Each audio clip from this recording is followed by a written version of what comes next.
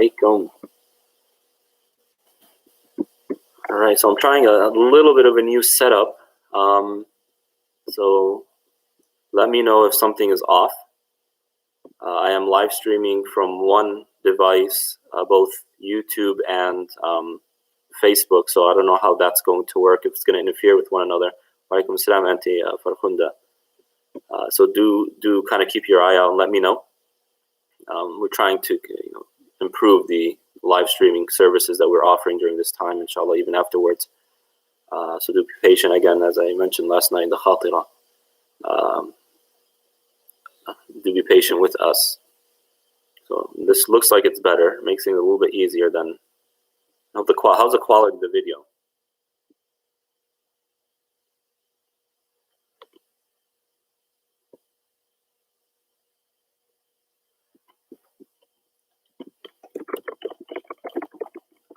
How's the quality of the video and the sound?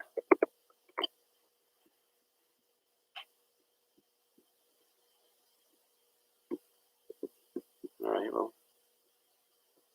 I hope so. Alhamdulillah. Is it better than what we've been doing?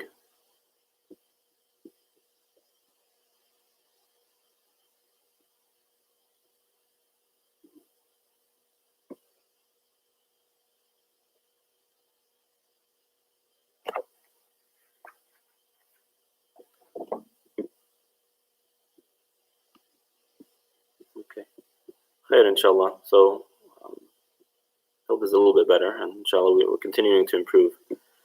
So inshallah today, the parable that we'll be discussing briefly is in chapter 2, Surah Al-Baqarah, verse 171, in which Allah subhanahu wa ta'ala, after Bismillah ar-Rahman ar-Rahim, he says, وَمَثَلُ الَّذِينَ كَفَرُوا كَمَثَلِ الَّذِي يَنْعِقُ بِمَا لَا يَسْمَعُ إِلَّا دُعَاءً وَنِدَاءً صُمٌّ بُكْمٌ عُمْيٌ فَهُمْ لَا يَعْقِلُونَ.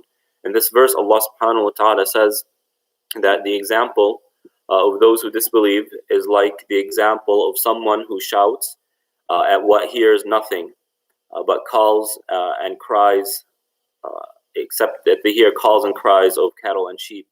They are deaf, dumb, and blind, and they don't understand. Their mind isn't working properly. So there are three opinions among scholars as to what this is saying. And inshallah, I'll go through them very briefly and then expand on one of them for today and maybe the second one if we have time. So there are three possibilities here. The first possibility is that Allah subhanahu wa ta'ala, or before that, there are a few elements here. You have a caller and you have someone being called or something being called. And that something that is being called, so you have the first element, the first variable is a caller. The second one is the one being called, and the third variable is a sound, a response. Okay, and depending on how we piece all of this together, the opinions will differ. So one opinion is that the caller is a da'i, someone who is calling to Allah subhanahu wa ta'ala, such as the Prophet alayhi salatu wassalam, or just someone, a Muslim calling others to Islam. So they are the caller. The one being called, or that which is being called, are those who don't believe. And the sound that's being heard or being mentioned here, the sound here can either mean the da'i is calling, and the sounds that are being heard by the one called, what the one being called is hearing is nothing more than shouts and calls, right? So for example, when you have a shepherd and they're herding their sheep and their flock, for example, they make noises, for example. So they'll start whistling or making some clicking sound, and that indicates to the sheep to do something, okay? However, the sheep doesn't really understand, doesn't really perceive beyond that. So here the analogy is when a da'i is calling someone to Allah, a non-believer to Allah, but the heart of that non-believer is so hard, it's as if they're only hearing shouts and calls, meaning they're not understanding what's happening. And an example of that from the seerah of the Prophet ﷺ, is that when Al-Walid ibn Mughira, who was one of the leaders of the disbelievers, of Quraysh, he had a conversation with the Prophet ﷺ, and he was bashing the Prophet and complaining to him, you're doing this and you're doing that. And then once he was finished, the Prophet ﷺ said, are you done? And Walid al-Mughira said, yes, I'm done.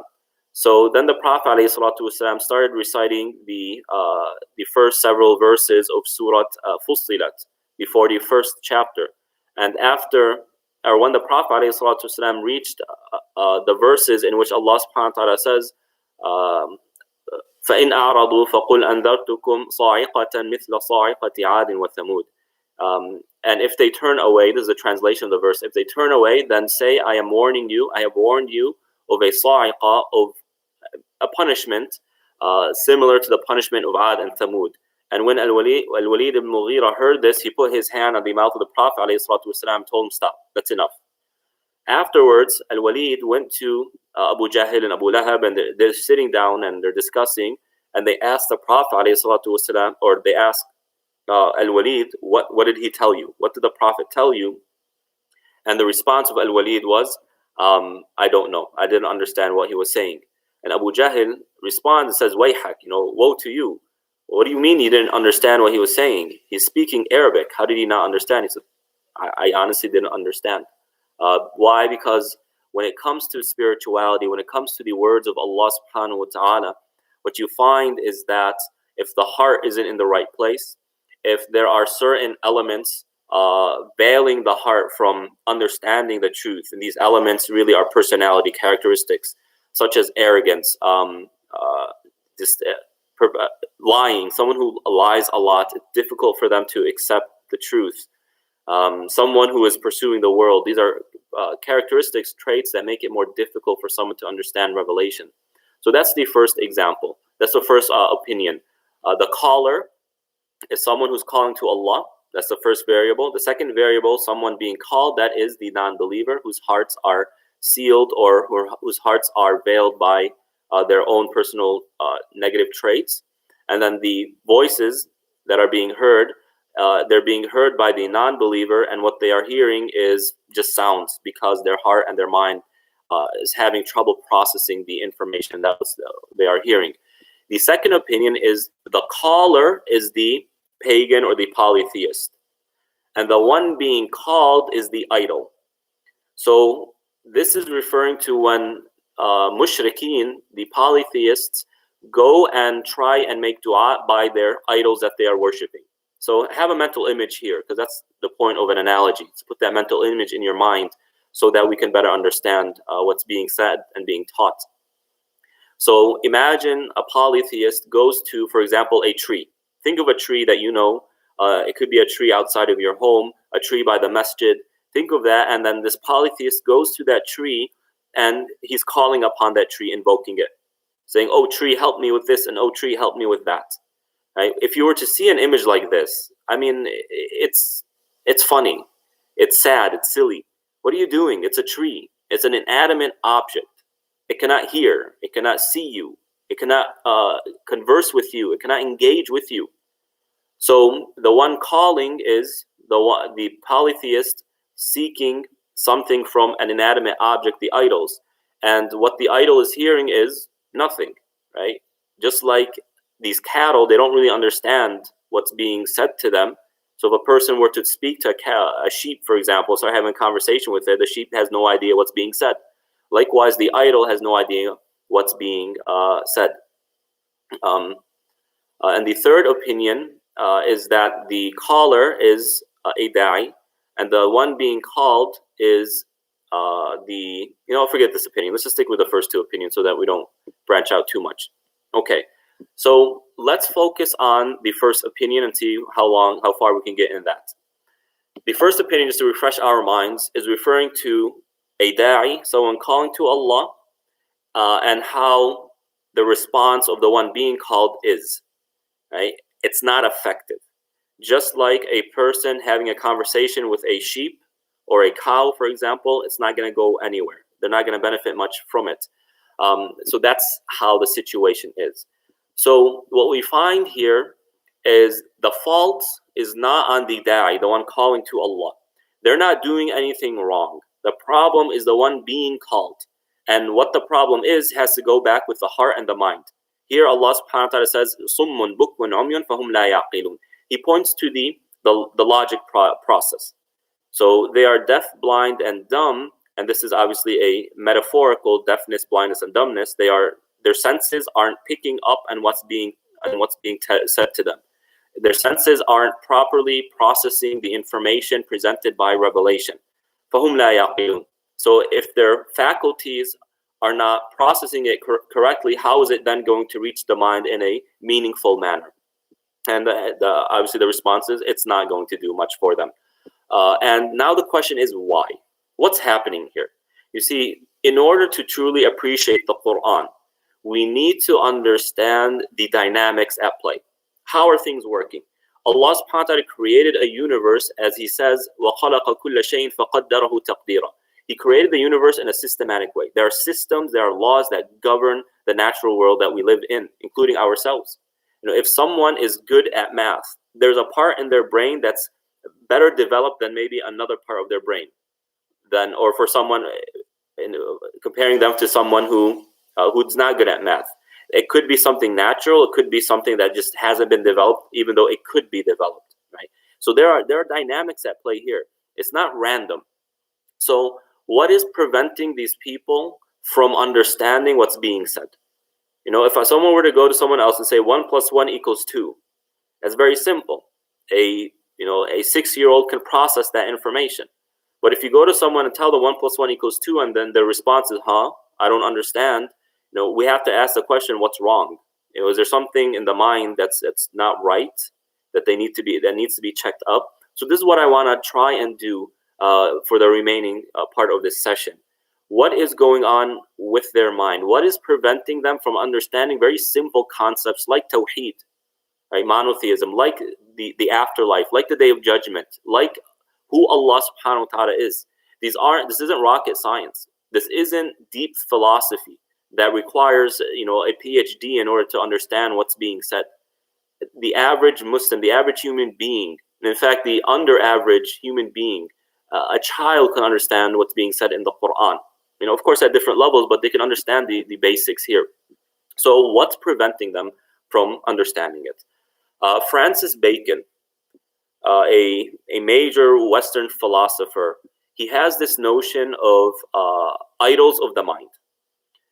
There are certain things that block the mind from understanding and developing, and he calls them idols, right? And he points out 4, and these 4 are as follows. The first one is the idol of the qabila, the tribe, or society, to make it a little bit more general. What he means by this is the following, and this can resonate with most of us here. When customs and tradition of a place become so overpowering, so it has so much grasp on the actions and the interactions of people in a land, that prevents the mind from seeing beyond it. Okay, so we all have examples of this that go back to our respected cultures and ethnicities. So this is something that can resonate with us, but it's important to recognize how it can be problematic. So when, for example, let's say, just give a theoretical example here, a marriage has to be conducted in a certain way. Or you know what, that's not a good example. Let me use the example of something that is about superstition. That this valley, for example, there are ghosts that haunt it. And this is something that has been passed down generation after generation and after generation. What's going to happen as a result? People are going to spend resources, invest resources in order to prevent people from entering it. Okay? Now, by preventing them from entering it, it's preventing them from discovering what's there. Who knows? There can be a certain plant or a certain mineral over there that can be very beneficial to mankind.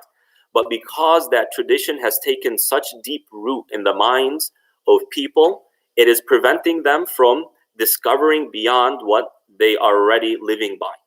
So this is the first idol of the mind that prevents the mind from growing and learning more. Now, there is an opposite end to that, just kind of as a caveat here. For example, in America, the educational system is what I see is built on a philosophy that they need to get children away from their parents. Why?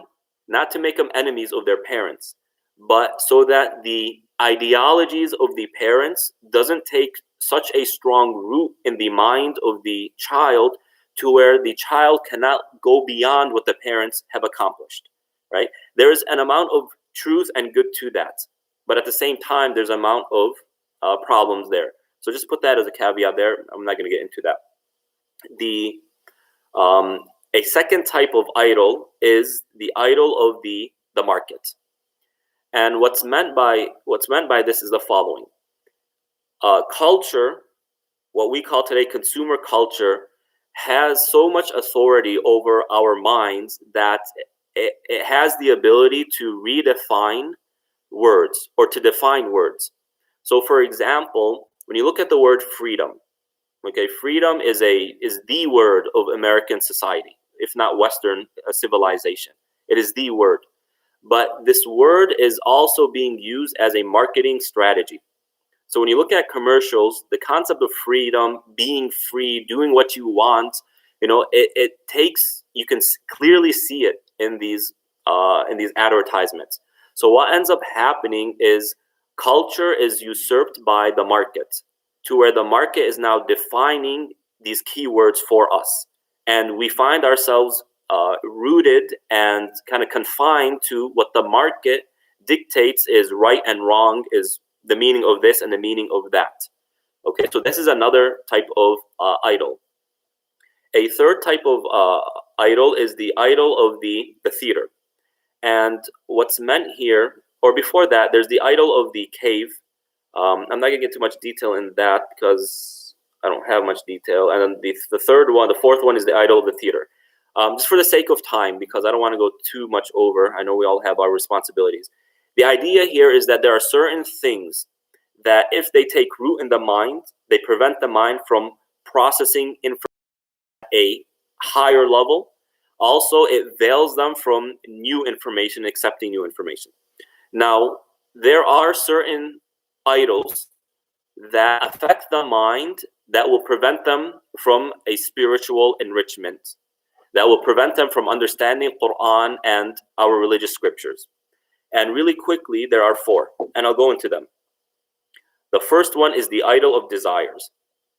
Desires veil our understanding of Quran, of what Allah subhanahu wa ta'ala wants and who Allah is, when desires really take over us. The second one is unfounded opinion or biased opinion. Some people say this is my opinion, and their opinion is glorified to them, and anything that contradicts their opinion, right, is wrong. Now, what happens when the Quran says something that contradicts that person's opinion? That's going to create problems for that person. So that's the second one. The third one is the idol of intolerance, what's in Arabic called ta'assub. And you find this very much in religious people, especially those who ascribe or subscribe to a group. Right? I'm Salafi, I'm Sufi, I'm Ikhwani, Muslim Brotherhood, I'm Tablighi, from Jama'at Tabligh, for example. If their understanding of Islam is entirely based on an idea, a belief that this understanding of Islam that this group advocates is the right one, that creates a veil. It creates an idol in the mind, to where anyone who does not practice Islam the way this group practices Islam is wrong, right? And what ends up happening is that serves as a veil and idol in their mind that's preventing them from seeing beyond their own perception of what Islam is. The fourth one is the customs and traditions, which I briefly went over in the beginning of this idol idea. So the customs and the traditions also affect it. So let's go into desires. We as human beings were created with emotions, and we were created with desires. Every living organism has desires. That's how we survive, right? We have a desire to eat. Why? Allah made it something desirable to us so that we eat. Because if we don't eat, we are going to die. Likewise, it's a desire of a child to be by its parents. If it's not by its parents, it's in danger because the child doesn't know better, right? So Allah subhanahu wa ta'ala created us with these innate desires. Sometimes those desires, right, will seek instant gratification, or will seek something that is actually harmful to the individual. Or society will take something and make it into a desire, even though our innate self does not really desire it. Take, for example, alcohol, right?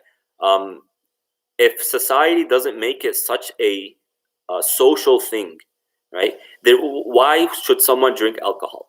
What's the point? If food that is spoiled, if you were to smell, for example, a dish and it smells gross, are you going to eat it? No. If a drink is in front of you in a cup and you want to drink it, but you smell it and it smells disgusting, are you going to drink it? No. If a piece of cloth or clothing smells bad, are you going to wear it? No, right? So assuming you have other options, no. Something that smells bad, we don't eat. We don't like to engage with it.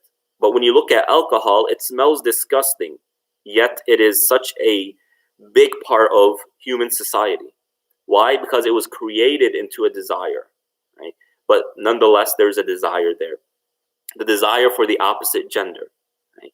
So if someone's desire for the opposite gender takes over them, well, when Allah subhanahu wa ta'ala says, don't fornicate, you are only allowed to engage in intimacy with your spouse, well, that's going to create a problem.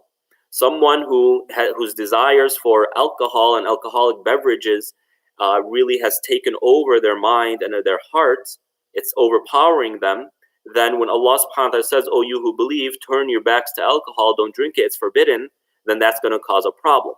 And what ends up happening is they start reinterpreting these verses in a way that suits their desires. And this creates an idol, right? And this is a powerful idol. It's probably the most powerful idol.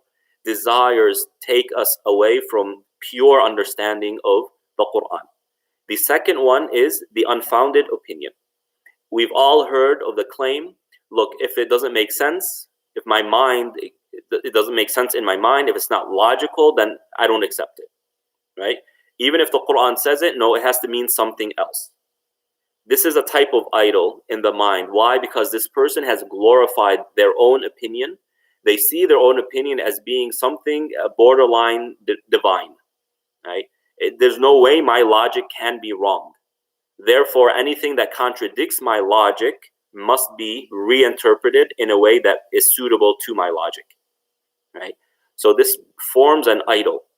Now, Ibn Qayyim rahmatullah alayh, in the beginning of his seminal work, Madarij al-Salikin, the levels of seekers, he begins the book, and for the sisters who participate in that class, they know this, and it's a reminder for them, but those who don't, I encourage you to join us. It's a sisters-only class. It's in English, it's on Tuesdays, starting at 11, and on Wednesday, it's in Arabic, the same class, but in Arabic, starting at 11 as well. If you want the information on how to join, we do it through a Zoom session now.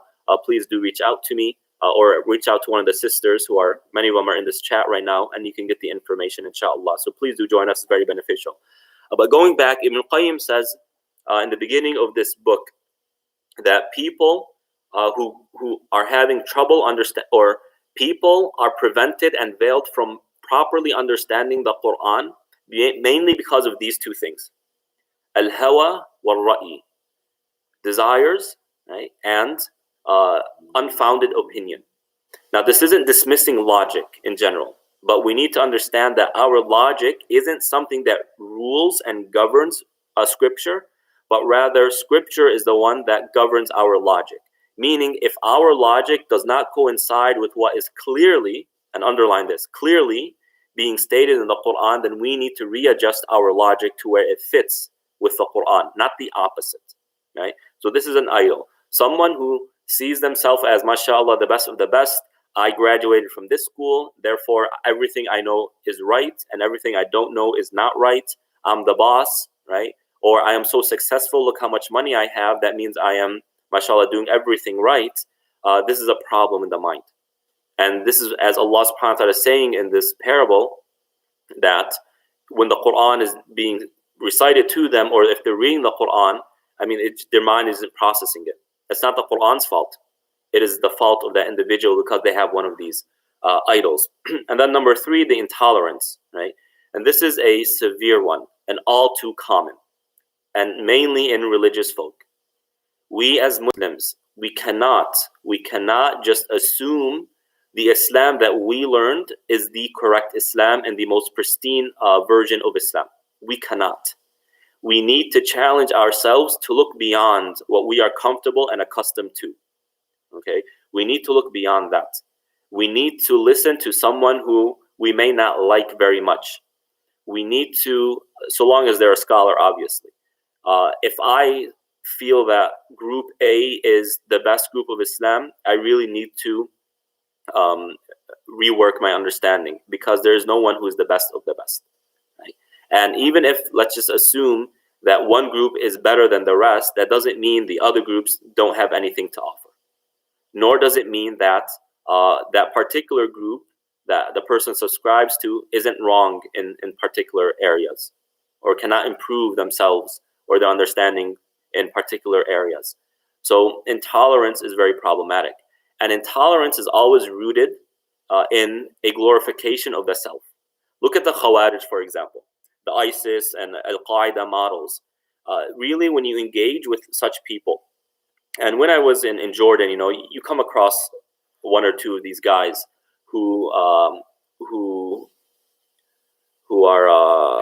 follow this, this type of mentality. And what you find is something very common, and that is, right, what they see themselves as being the best of the best Muslims. They already have a preconceived notion of the self that I am such an awesome Muslim that I could have been with the companions. And a lot of these people begin to fool themselves into thinking that they are the next Mahdi. I mean, this is real. This isn't insanity. I mean, it seems like insanity, but it's not. Where is it coming from? It's coming from the fact that their own glorification of the self has led to a type of intolerance that is founded in the fact that their perception that they are on the right version of Islam automatically, just because their name is so-and-so, or they are so-and-so. So this creates an idol in the mind that makes it difficult for the individual to understand what's being said. I mean, you try and debate with these people, right? They come to you, Allah says this and Allah says this, and you are a kafir and you are going to hellfire, hypocrite, this and that. You say, look, the Quran says this, and it completely contradicts what you are saying. The mufassirun, the interpreters of the Quran, are unanimously saying what you are saying is wrong. Are you seriously going to go against all of that just because you believe it to be true? This is very problematic, right? And then finally, the fourth one, the customs and traditions. And this is also very much prominent in our times, especially with the immigrant generation of Muslims, and they had to bear the burden of this and the really the harsh end of this problem, where tradition becomes the understanding of Islam. What does marriage mean in Islam? Well, what does our culture say marriage is? And that's what Islam becomes.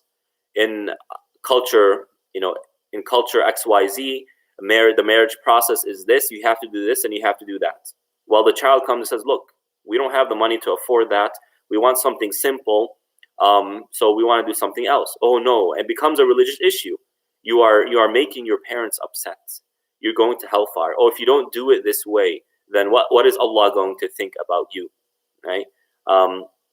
Likewise, in Ramadan, kind of be a little bit contextual, and I said this in the earlier session that I had with Wali Hanafza and his wife, that there's a lot of pressure and responsibilities on the sisters and the women to cook so much food.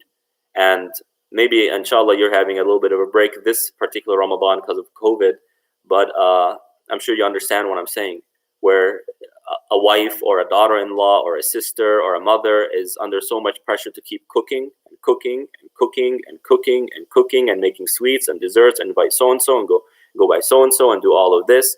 And, they have to do it because that's their path to Jannah. There's something else to this. There's something else to Ramadan, a more important part, and that is the ibadah. So customs and traditions do become intertwined with religious thought and religious understanding, to where the person has difficulty understanding the pureness of Islam or what the Quran is saying. And let's not fool ourselves into thinking that this concept, this problem of customs and traditions is unique to the immigrant generation or those who come from the Eastern world. No. What I'm noticing is that even the American-born are falling into this. When you have a lot of cultural elements such as freedom and this whole equality, everything has to be equal. The amount of women on a panel must be equal to the amount of men on the panel just because that's equality. Well, this is culture. Well, what if those women are not qualified to do that? And the same thing, the opposite holds true.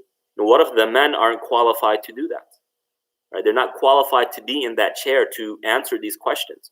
Are we going to say, no, we have to have it this way because this is equality and this is what's right? Right? So this is something, I mean, a lot of these groups in the West who outwardly they're Muslim and inshallah inwardly as well, and they're sincere, but they're trying to conform to a Western understanding or an understanding of Islam that conforms to Western values, right? I'm not saying all of it is wrong. Some of it is very right and some of it is very valuable. But we need to separate between that which is Western customs versus that which is Islamic, right? And make sure that we don't allow people, we base our decisions on merit, on values, not on Western customs and Western culture. Right?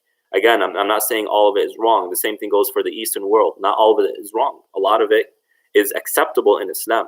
But if we're not able to disentangle and differentiate what's culture and what's Islam, then that can create an idol in the mind to where we become like this example that we began with, in which when someone starts speaking about Islam, the one receiving the message cannot process it because they have these problems in the mind. And just to reiterate, kind of review, there are four things, there are four idols that a Muslim must overcome, a believer must overcome in order to reach true understanding of Islam and to have a pure and pristine relationship with the Quran and with Allah subhanahu wa ta'ala. The first one is desires, right? This is forbidden desires especially. The second one is unfounded opinion. Not saying that logic doesn't have its role in Islam or that we don't have opinions in Islam, not at all. But when opinion is unfounded, it's not research based, it's not evidence based, it becomes very problematic. The third one is ta'assub, which is intolerance. And then the fourth one is the customs and traditions. These are four that we need to overcome. Inshallah, the second part or the second opinion of this parable, inshallah, we'll do that tomorrow so that we can give it its due time. I don't want to go too long because I know now we start preparing for food and we have Asr prayer and whatnot. So let's go ahead and stop there. If anyone has any questions, very quickly do send me them, or else I'm going to end the live stream to pray Asr, inshallah. Sallallahu ala nabiyyina Muhammad wa ala alihi wa ashabihi ajma'in. Any questions? I'll give it a moment.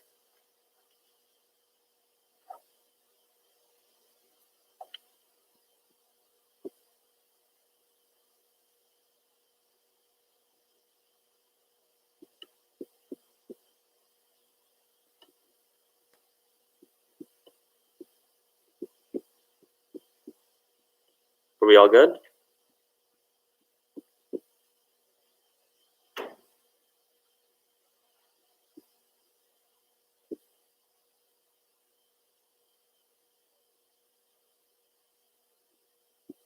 Okay, it looks like we are good. It wasn't detailed, alhamdulillah. I mean, I hope it was enough to help us understand the idea behind it and to help improve ourselves.